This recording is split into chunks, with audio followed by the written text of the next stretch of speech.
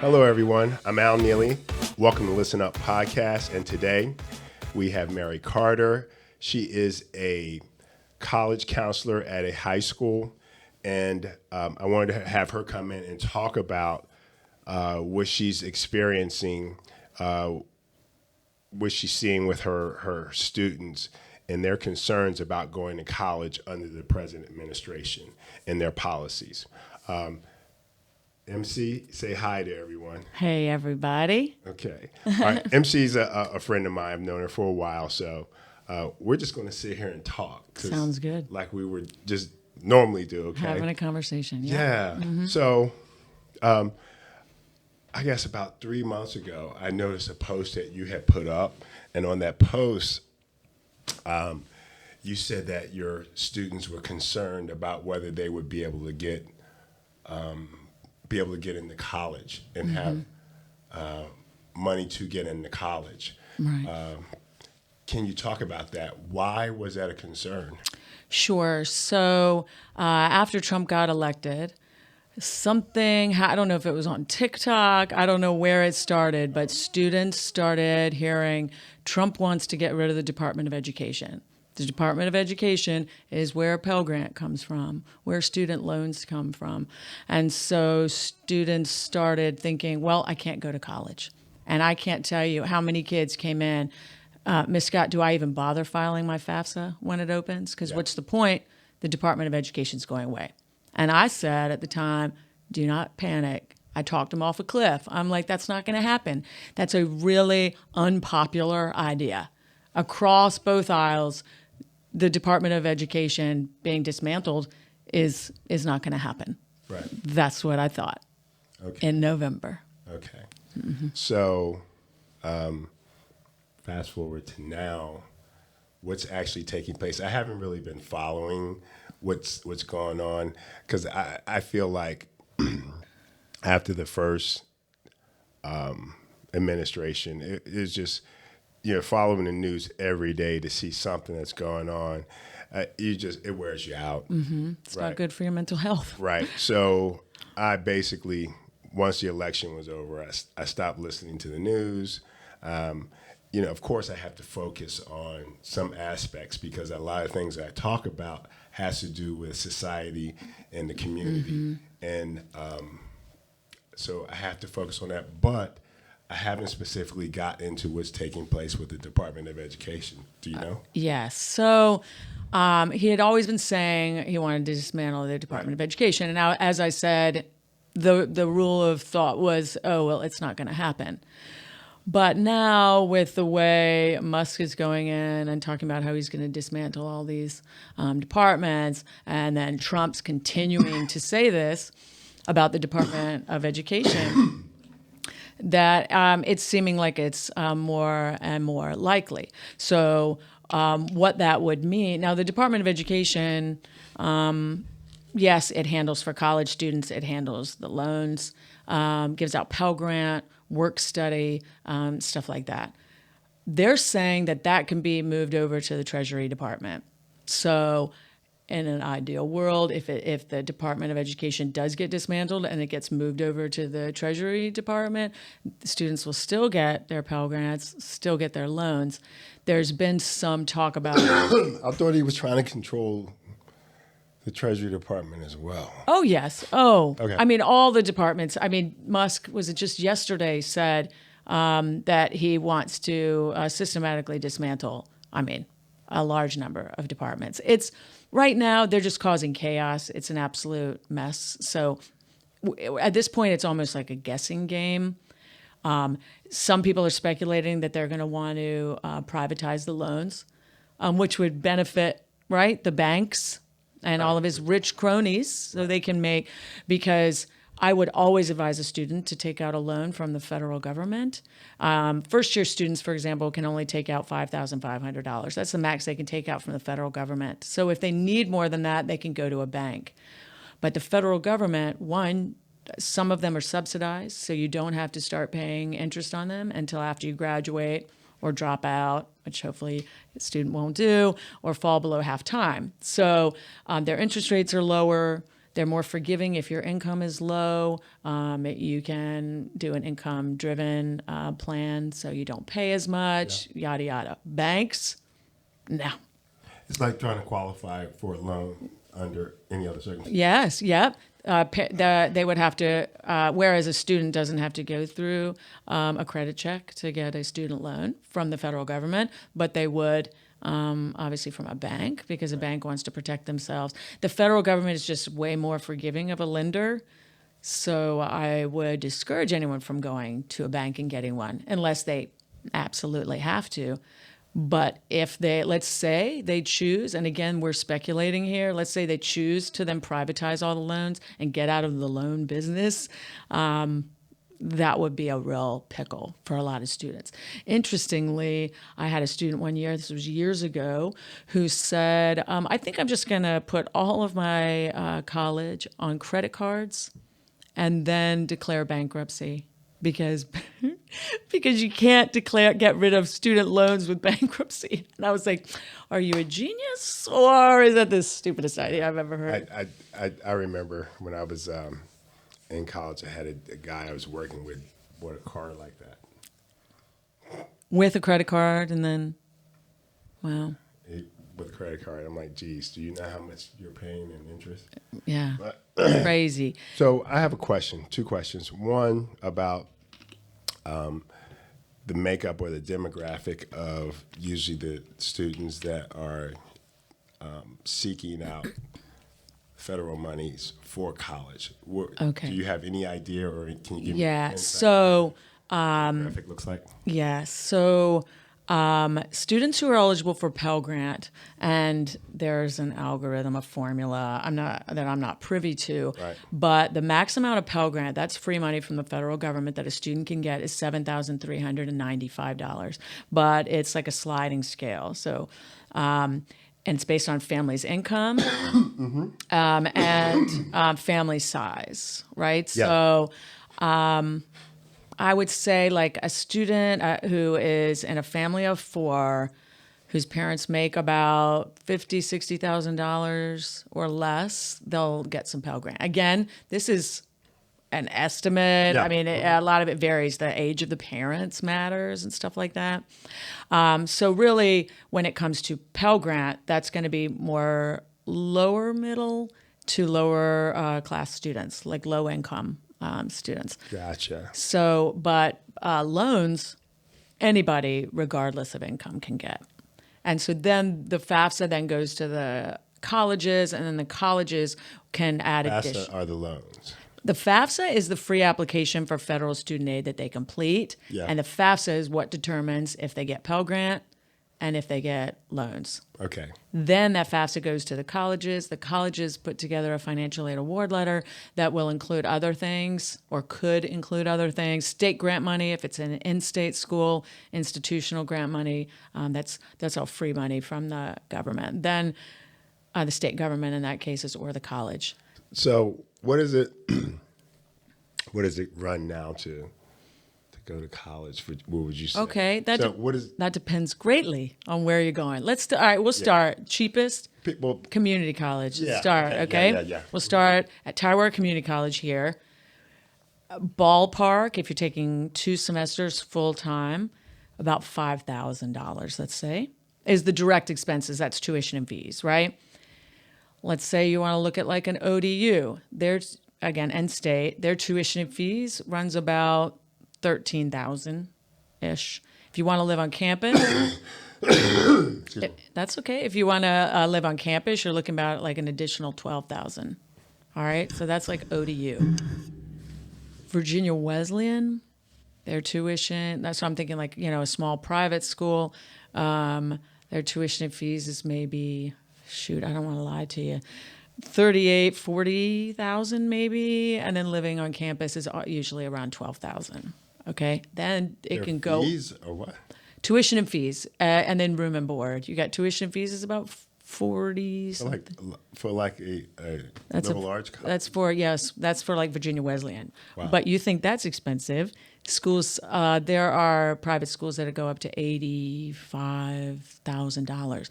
But what I'll say about those schools is they give the schools that typically go about 85,000, give amazing financial aid to low-income students. So, Really? yeah. So most people do not pay sticker price. You'd have to be loaded to pay the full 85,000. So there's a lot of grant money out there. The FAFSA, again, that's through this, the federal government, through the Department of Education. So what would happen to that? Would the Treasury Department run the FAFSA? It's so overwhelming, this whole, and I hate the fact that I told my students, you'll be okay. They're not going to do that. It's an unpopular idea.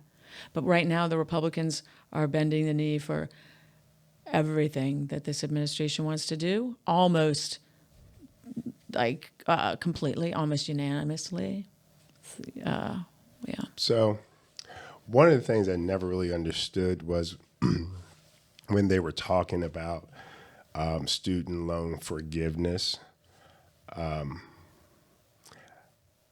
First of all, why does it cost so much to go to college? That's number one, right?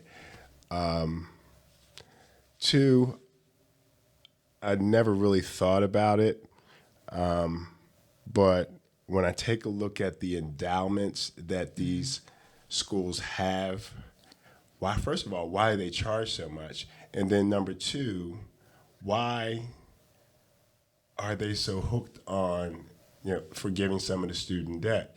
Some of these colleges have stockpiles of money bigger than Apple and Amazon. Right. These colleges, right? So I'm sitting here going, why?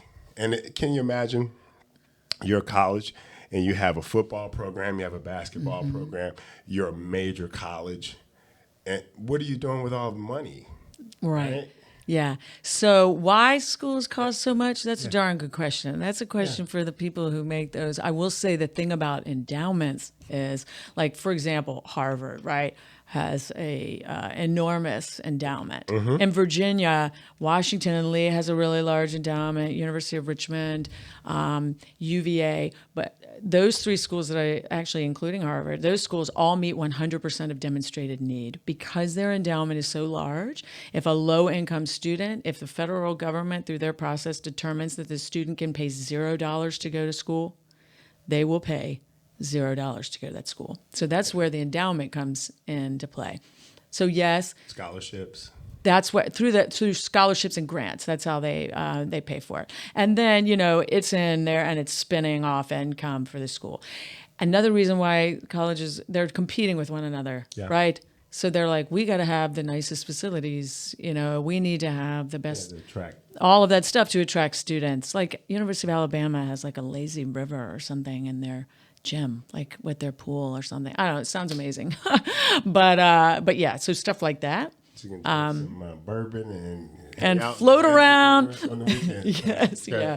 But one thing I'll say about the student loan forgiveness, and I think a lot of people don't understand this, student loan forgiveness was done if somebody works in like a nonprofit or in the public sector or something like that, and pays on their loan for 10 years straight. So that's a lot of loan payments.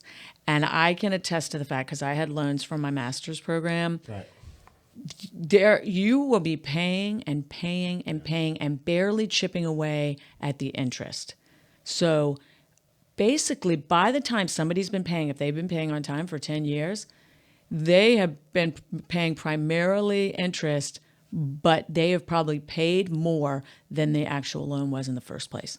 So yes, the government would be eating the interest, but it would be more like if you lent money to a friend and then You allow them to pay you back, whatever. and then your friend paid you back in full, but with not all of the interest does that make sense? So nobody's getting, I think there's a misunderstanding, and people are like, well, they should have to pay all that interest. So is the federal government in the business to take money from people? So if I'm hearing you correctly, they're actually making more money the longer term for the loan. Because they're making interest on the loan. Yeah, I mean, I'll tell you, my grad school I'm loan. surprised they want to get rid of that program. Right, right. Well, you could also say that money could be accruing interest if it were sitting in a.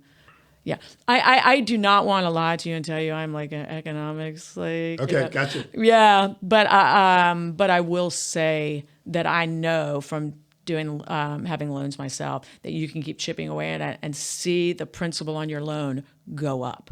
So when people are getting loan forgiveness, I would say in more cases than not, they have technically paid off more than they actually borrowed, except for they've been chipping away at interest and not really chipping away much of the principal. So it seems like they're getting away without paying, but they really have paid it. You know what I mean? Just anyway, that's something I feel like people need to know, because they're like, it's not like, hey, I borrowed $20,000 and I didn't pay a dime on it. Yeah, but if you listen to these narratives, all your bums, you should pay for what you got. Well, and I would say a lot of the people that say that either didn't go to college themselves or they didn't have to take out loans themselves. I don't think that anybody would say that if they had ever had student loans before, because you would see how the process works. And my gosh, you're working for a nonprofit for 10 years. You're not making a whole lot of money, but you're providing, a wonderful service to the community more than likely. Or you're a teacher, working in the public school system. You've done all of that, paid on that for 10 years. You paid more than you borrowed.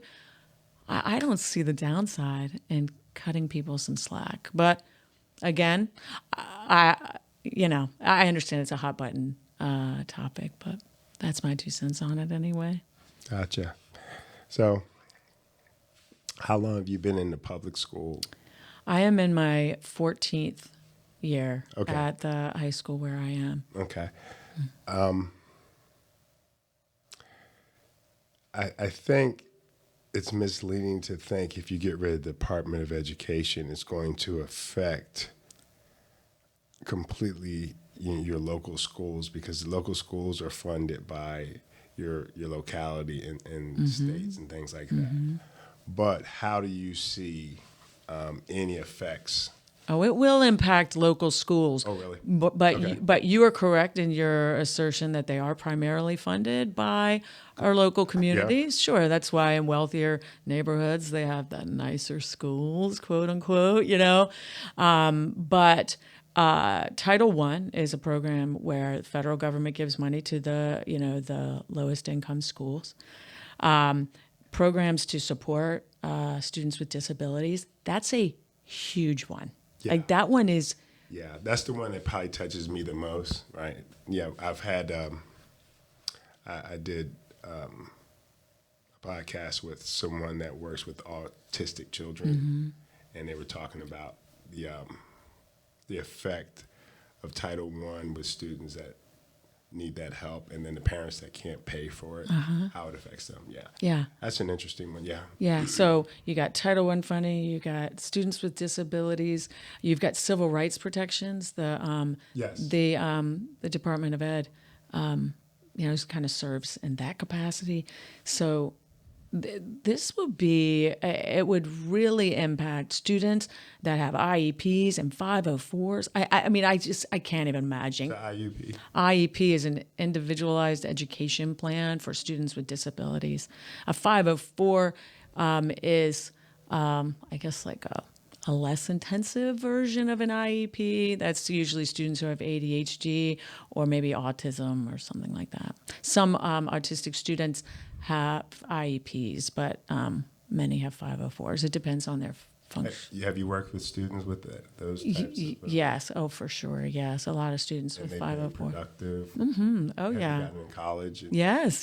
Students with learning disabilities have gone to school. I mean, it's amazing. I had this amazing young woman. She goes to Norfolk State now, and she advocated for herself so well. When she needed help, she would seek it out, and she had a learning disability, and she's doing so well at Norfolk State right now. She's still in touch with me, and she still asks me questions, and I say, hey, seek out this resource. She's just amazing. So there's some really amazing students, I have to say, and I might be getting off topic here, but We're just talking. yeah, Go okay. ahead. When the election, the day after the election,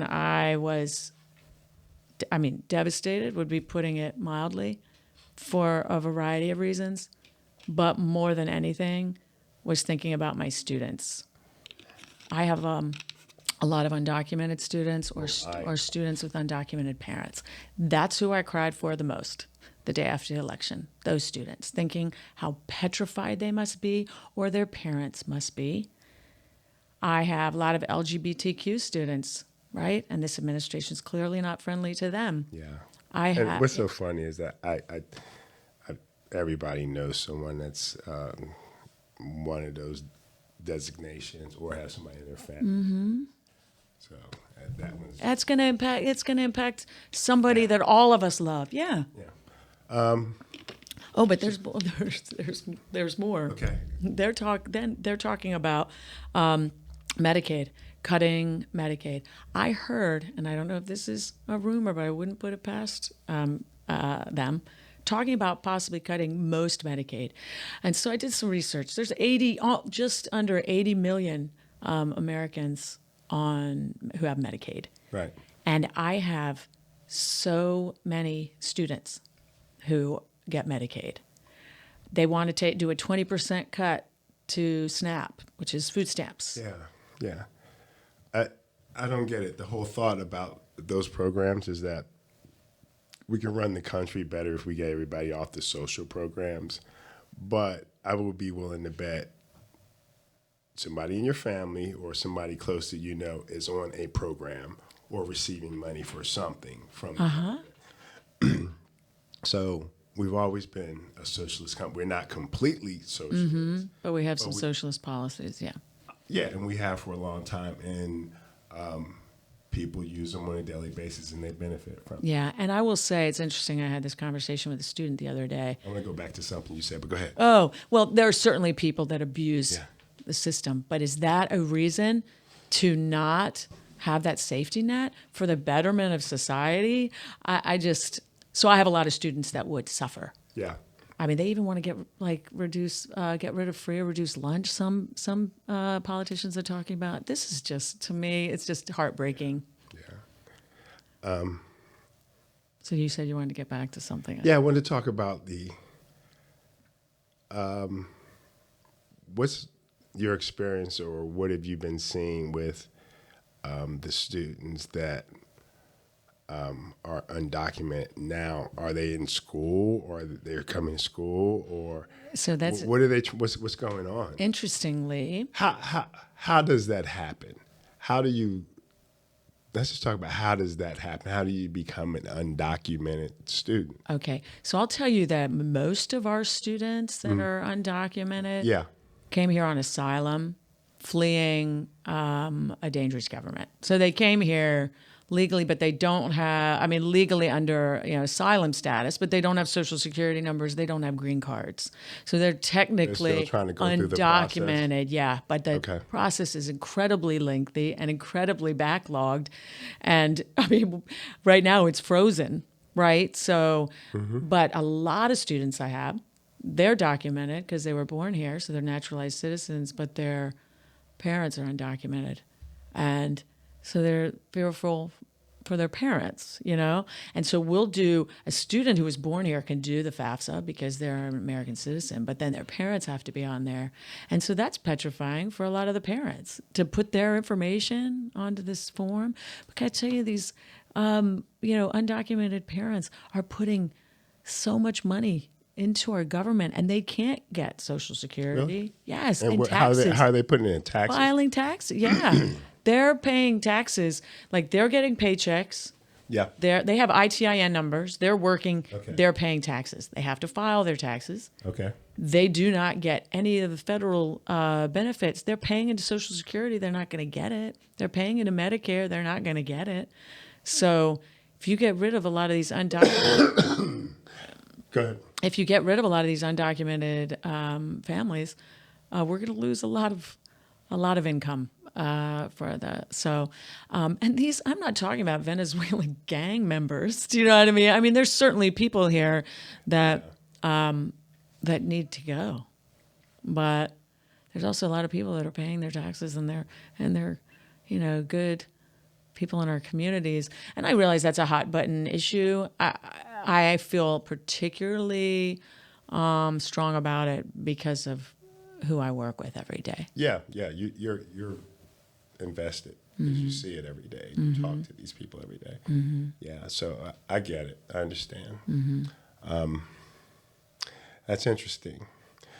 You know, how do you determine who's good and who's bad? I guess you don't really know, but I had no idea that they were paying into the system through taxes and Oh and yeah, things like that. something like, and I don't want to lie to you, but it's something like all undocumented people in this country pay something like $86 billion in taxes.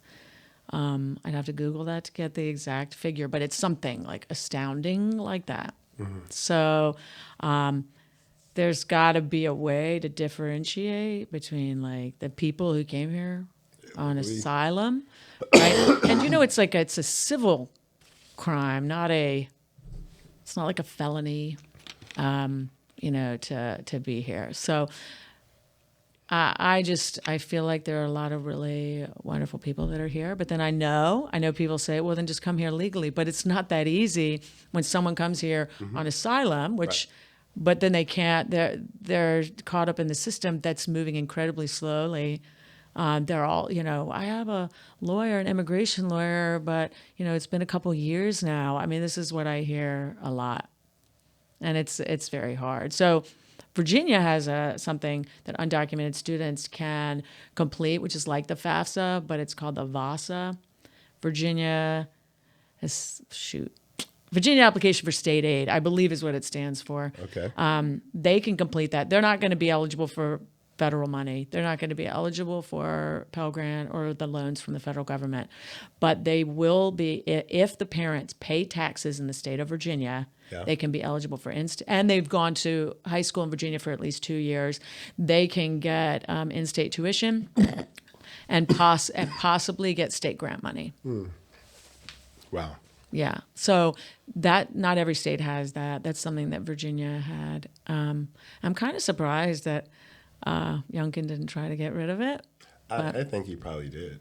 Right, but then, yeah. I think the state legislature, they wouldn't allow him to. Yeah. I think he did. I think he was trying to cozy up next to The guy at the top right now. the extremely right-wing people. So Yeah. it didn't work. Nope. Yeah, no, we've got, yeah. So I mean, if somebody's been paying taxes in the state of Virginia and living here for a couple of years, give them in-state tuition. I mean, they were here. Yeah. And I understand that not everyone feels this way. Yeah. I will confess I'm a very empathetic person. I have a bit of a bleeding heart for other people. So I think about like the stuff that I'm telling you I'm upset about will not affect me. It will not affect me. Getting rid of Medicaid, it's not going to affect me. Getting rid of lowering food stamps, eligibility, it's not going to affect me. Do you know what I mean? I'm not undocumented. I'm not LGBTQ. Like, I am concerned for other people. That's but some people, they're more focused on, well, what's going to impact me? What's going to affect me? And so that's a different mindset. And I just don't have that. So. Right. Interesting. Yeah. So finish talking about the programs.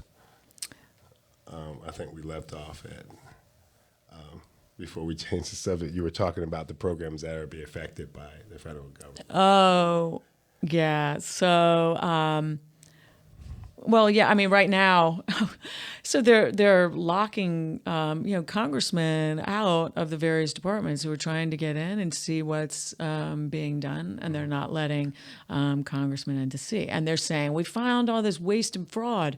Okay, can we see this waste and fraud? Crickets, nothing showing what this waste and fraud is. Yeah. But it just came out that Marco Rubio just signed a deal with Musk for the State Department is buying $400 million. Did you see this? Of armored Tesla trucks. Well, yeah. So that's that part. I don't understand how people just don't ever see it coming. I'm just not trying to be funny. No, but I mean, Well, come on. The writing was on the wall. Come I'm a history on. major. Oh, So that was one of the things that I always tend to look at history. It just repeats itself. It doesn't. Century, empire. It's all to enrich the people that are in power, and the people themselves. They tend to lose out. The people that we're talking about, the people that we see on a regular basis, people that can't afford to lose their Medicare. The ones that can't afford to go to college to pay for it themselves. So I think I don't think people look at history the way I've looked at it, but it's with every century, every empire, every country that's been in power. You see it, right? So. I feel like that's what the whole idea was with Musk getting in there, so he can get. he's benefiting greatly while trying to cut things that will impact ordinary people. Yeah, because he doesn't have any relations with anybody like Yeah. we see. Yeah, so I mean it's pretty obvious, but you take a look at all the other countries that are like that around the world, like Russia. Yeah, because we want to be Scared just of like Putin, them. and they pay Putin whatever. And if he gets mad at them, he takes their stuff. Yeah. You know. Oh, I mean, and You I saw mean, that look, he's during the war. he's cozying up to Russia right now. He's making enemies of our allies. He's throwing Ukraine under the bus. Who's that? Trump. Or Musk? Oh. Well, I mean, Musk is pulling the strings, right? But Oh, I haven't really been paying attention. oh, see, I pay too much attention. So, but another program, and this gets to that point, talking about when we go back to talking about Musk with this, he's getting all these contracts. And he's talking about waste and fraud. Well, for example, they froze USAID, which is aid to other countries, which is a form of like kind of soft. I forget what they call it, but. It's a way to maintain diplomacy and maintain our place in the world by helping other countries, right? And so Musk froze it, and then you have them the people who are like, we should be spending money not on other countries but on us. But there's something to be said by being viewed in a positive light, and and having allies, and then Yeah, they're isolationists. Yeah, which means that I don't know. The only thing I really have a problem with that is you don't quite understand. Everybody is connected. Okay? We can't function. yeah. There's a lot of people that just can't function at a high level without the assistance of the United States. And then in turn, it kind of benefits us as well. Exactly right. That's what people don't understand. I don't necessarily like it because a lot of it has to do with money or occupation militarily, but that's another thing that's happened throughout history. So yes, oh yes, and one thing I think is like, so Elon Musk is claiming. I've heard there's Russian propaganda too that's coming out and talking about. That's another thing. Yes. Cut all that off. Yeah, but that's talking about like what USAID is being used for, and one of them was drag shows in Argentina. Okay, I don't know what the truth is in that, but but that's something like What? That's something like $100,000. So in my mind, that's like, hey, look at this over here. This $100,000 for drag shows in Argentina. Again, I don't know right, but while Musk is over here getting a $400 million contract with the State Department. What? You're worried about $100,000 for drag shows that we don't know whether that's accurate or not, and that's what people are getting so angry on social media. While somebody's fleecing us over here. And do you think if we stopped that $100,000 to Argentina or HIV aid in Africa, do you think that you're going to pay less taxes? No, you're not. It might pay down our national debt, but not really because of the tax cuts for the millionaires and the billionaires. That's who's going to benefit from it. Well, one of the things I have noticed in the last few days is that I kept trying to explain to people that when Trump was in office the first time, how bad he was at the national debt, where he basically quadrupled it, right? So first of all, I've been following him since the '80s. He doesn't really know what he's doing. He's not a good businessman. Okay, but the other thing that I just recently noticed is they want to cut all these programs, but they want to increase spending by $4.5 trillion. Which is almost the exact amount of the tax cuts for the wealthiest Americans. And the inflation's gone up 3% since December, right? The Federal Reserve is trying to figure out what they're going to do with the raising the excuse me, Interest rates. the interest rate. He's trying to get them to lower the interest rate. So I'm sitting here going, you guys not realize you guys are going to pay for this, right? I mean, we're going to pay for this. I mean, the tariffs. Like, I don't even know about that yet. yeah, that's going on with aluminum and steel, and then Oh, really? yeah, and Canada's really is getting a little retaliatory themselves and talked about putting 100% tariff on Teslas, which I think is hilarious. Oh, you know what? You know what I found out last week about that? I had no idea that Michigan, New York, and I think it's in one other state, they get like 60% of their power From Canada. Right? So Canada's like, go ahead. And the I thing will is, shut your states down. yeah, but poor New York, they were blue. I had no idea. Yeah, we get a lot of power from them. Yeah. Lumber. Like, I've learned so much that I did not know Yeah.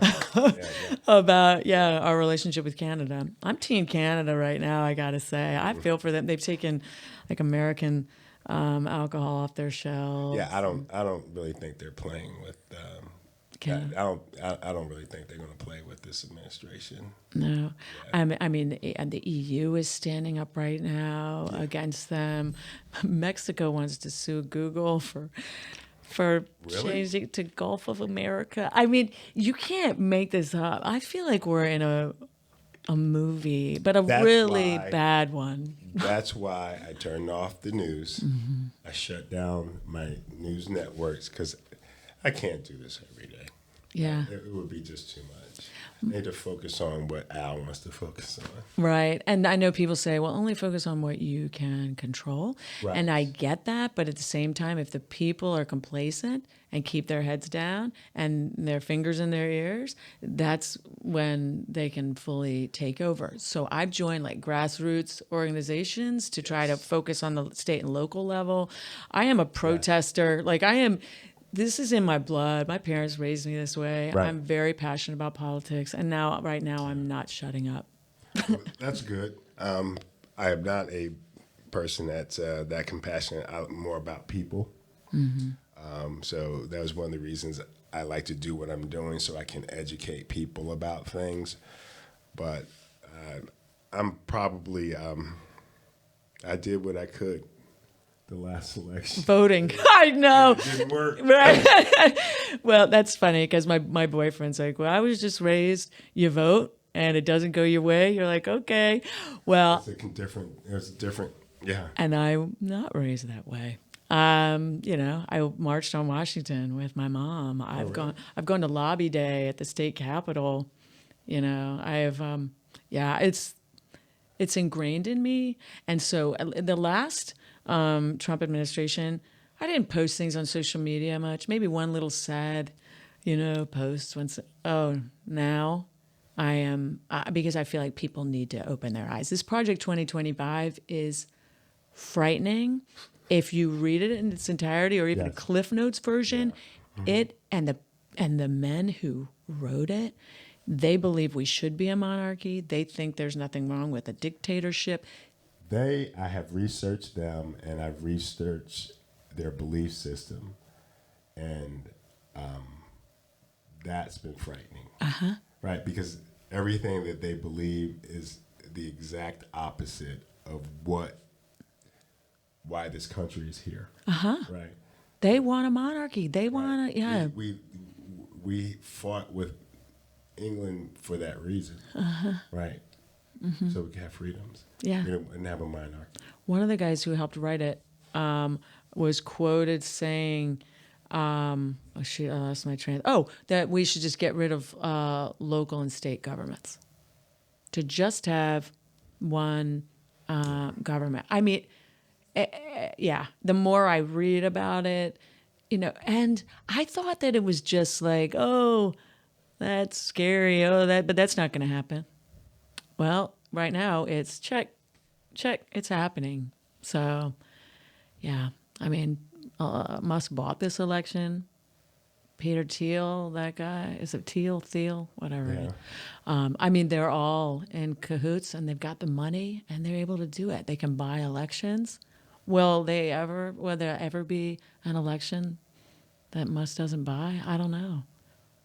So I feel like people need to be aware. That's why I am shouting. That's why I'm paying attention. Right. So, yeah. Yeah. I think some people are focused on the election in the next 2 years, where you're voting for your representative. Yeah, senators, congressmen, stuff like that. We have, this November, we have our governor race. So we've got that. So, and it's, gosh, I feel like the Democrats going to win because the Republicans a bit of a nut. So, Yeah. but hey, you know what? I thought Harris was going to win. So take what I say with a grain of salt. Interesting. Yeah, but we'll see. Yeah, I mean, the midterm elections will be interesting. I think, Trump distanced himself from Project 2024 so much and just ran on immigration, racism. And Racism, yes, xenophobia. anti-DEI. Yep, xenophobia. Yeah, all of that. All the hate. He ran on hate and eggs. He did the hate stuff. Right. And your eggs cost more now. And I'm on a DEI committee at my organization. Like, I am on the DEI committee. I am. How long have you been on that? 3 years. And it's, I mean, I was from the ground floor, like its infancy, it didn't exist. Who have you seen it benefit the most? Who, what demographic have you seen it benefit? Well, interestingly, so I think people, when it comes to DEI, I think a lot of it is not about hiring somebody who's less qualified just because you want a black person or because you want a woman, right? Yeah. That's not what it is. It's offering them a seat at the table, offering a woman a seat at the table. If you didn't have things like affirmative action back in the day or DEI, you didn't set some rules, say, hey, at least interview a person of color, at least interview a woman, it would be a white men's club. Do you know what I mean? I mean, that's it. You mean like the government? Yes, right? Let me go. Yes, Pretty right. much, right? We thought That's with like Obama that. things had turned around, but nope. Yes, absolutely the government. Well, you look at the Republican Party, and there was even a Republican who said, when you look at the Democrats, they look like America. They do now. Right, yes, right. It was pretty much the same up until the 70s. White men, heck yeah. Oh, yeah. So I think women benefit from DEI. People of color benefit from DEI. But what's infuriating to me is Trump and his cronies blaming everything on DEI and assuming if you are a woman, if you are a person of color, you are not qualified for that job. It's the automatic assumption. So if you're white, qualified. If you're a person of color, DEI hire. They said that about Kamala. Are you kidding me? Well, I have my thoughts on that. Okay, so so these are the things that I study and I research. If you take a look at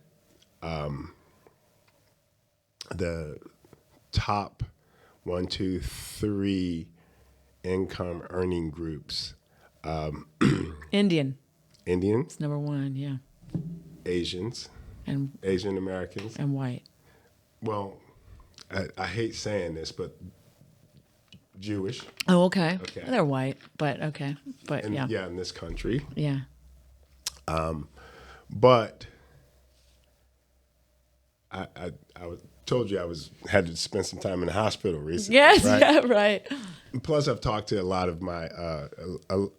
I ask people questions when they have a different opinion. I usually ask them questions. What do you mean by woke? Those, what do you mean by there's too many foreign students in medical school? So these are questions I ask, and most of the time I'm asking men, white men. So I'm getting a feeling as to what they're fearful of. Right. So what I've learned through having people that are in medical school, close relationships, people that are in medical school, and then talking to white men that are older that were in the medical profession, is that there's a lot of students. And a lot of these students that are coming over are students from India and Arab. So a lot of your doctors are. So, of course, they don't want them. This is my thought. Yeah. They don't want them in medical school anymore because they want to be able to be the top student in medical school. That's my thought. Right.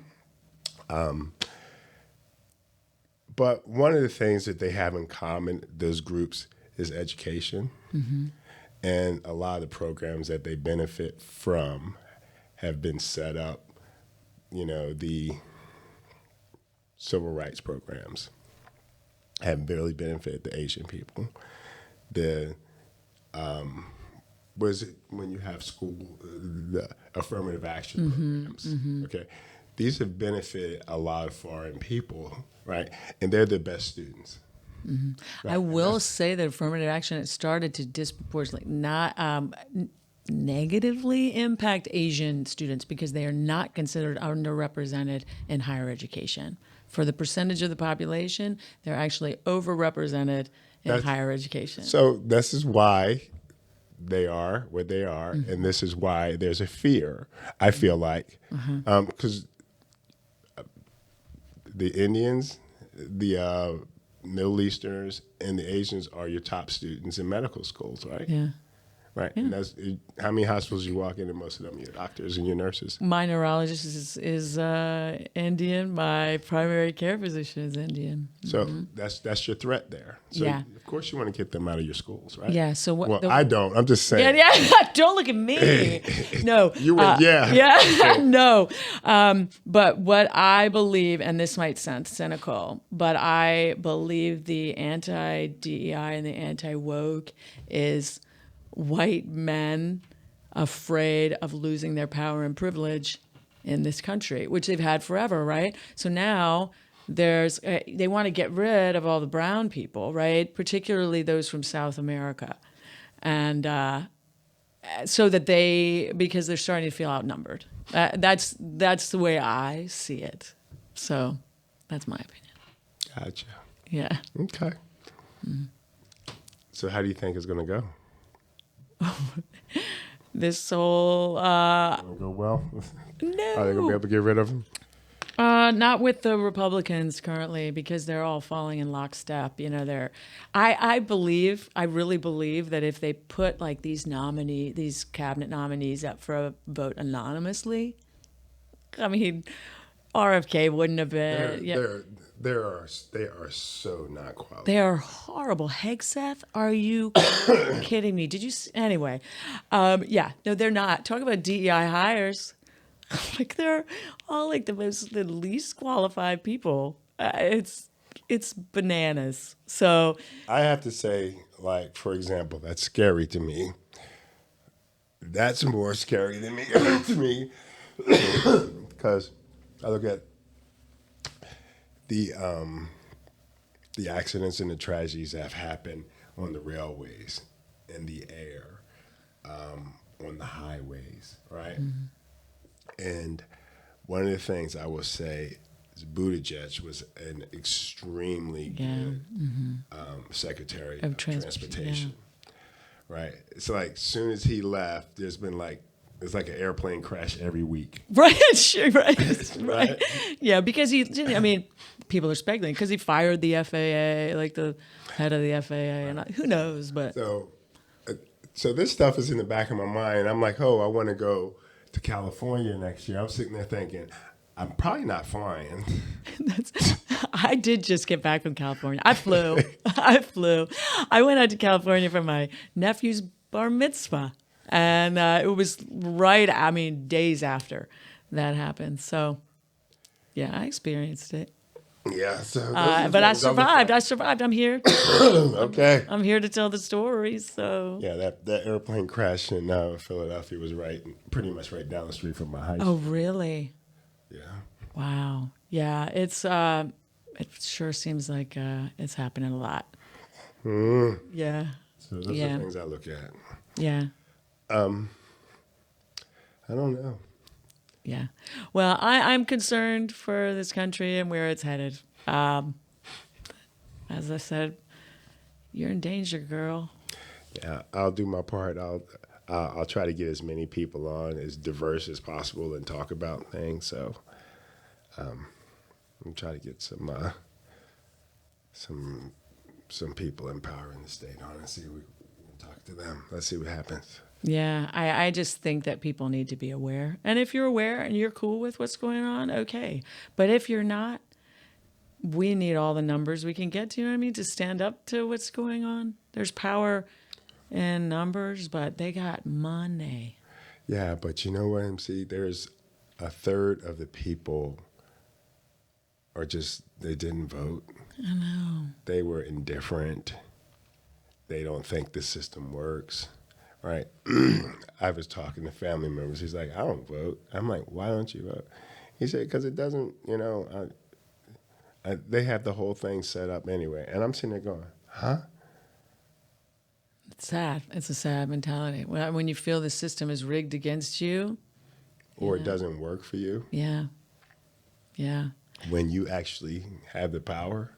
Well, you used to. Right. I don't know what's going to happen now, but you used to. Yeah. Right. Yeah.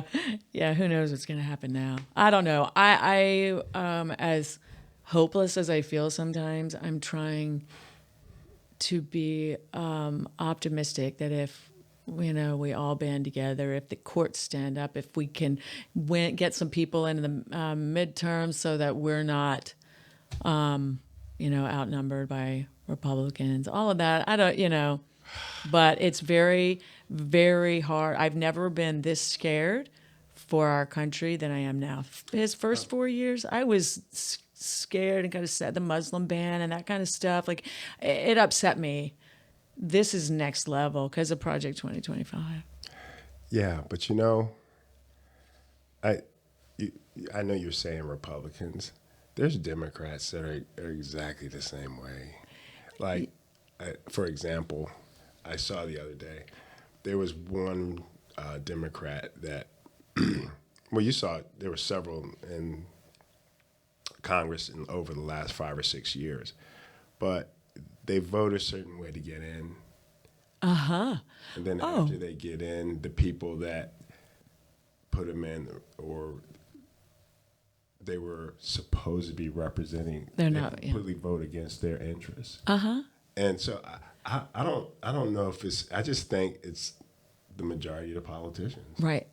When I say Republican and Democrats, I'm talking about, like, if you look at these cabinet nominees, it was almost down party lines, except for Mitch McConnell, who was the only one who had the guts to vote against them because. I mean, he's already like, Well, but the only reason he did because he's not running for re-election. You know that so my point is we need more Democrats who will stand up to Trump. Yeah. I mean, there could be Republicans that stand up for Trump, but they're not. So let's put it like this. Okay, I know your point. There's a few that have a spine or a backbone, or that will have principle and vote with principle. And so I do feel like that is the case. Very few. Okay. With the Democrats, they tend to care more about people. I believe a lot of their ways that they do things and then their programs are not beneficial, and it doesn't help them. That's why they lost the election. So there tends to be more Democrats that care about people. So I know your point. But I think people in general are just disenfranchised. Yeah, with this two-party system. Because, okay, all right, I still want to stay in power. I still want wealth. I still want influence. Okay, I'm going to vote with you a little bit to get this. It's a game. Yeah, and it's it's going to be against my my constituent. See, but the best is for you guys, right? So I'm gonna keep my power stay in office, though. Yeah. I mean, no. It's. I'll tell you, if you want to feel the grassroots thing, I'm on that. Yeah. Okay. So I've been talking with some people that are around here that are in politics, and I'm hoping that they will just ascend. But I think that's the way to go. Yeah, for sure.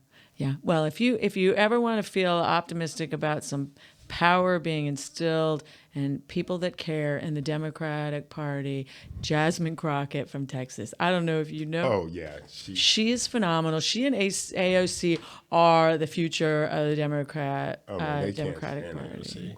Huh? They can't stand I know. She's great. That's why, because she's great. She's like, she pulls no punches, nor does Jasmine Crockett. I mean, the way she just decimates Marjorie Taylor Greene. I mean, she's brilliant. Yeah. She's passionate. She cares about people. I think she's fabulous. So there's a couple folks out there that keep me hopeful. Yeah. So that are fighting for Americans like you and me and those who can't fight for themselves. So. Right. Okay. Yeah. Any last words? No, I appreciate you having me come on. It went from education to a bit of everything. Yeah, but I'm glad you came on to explain what the high school students are feeling, the programs, and how they're going to affect them. Because I don't think people know. I didn't know. My kids are out of school. One's finishing up, but yeah. See, again, it's not something maybe that affects you and me personally, but it affects a lot of people. Absolutely. And that's what matters. Yeah. In my opinion. Yeah, absolutely. Yeah. Okay. Well, thanks so much. This was fun. All right. Well, thank you for following us on Listen Up. That's it for today. We'll catch you next time on Listen Up.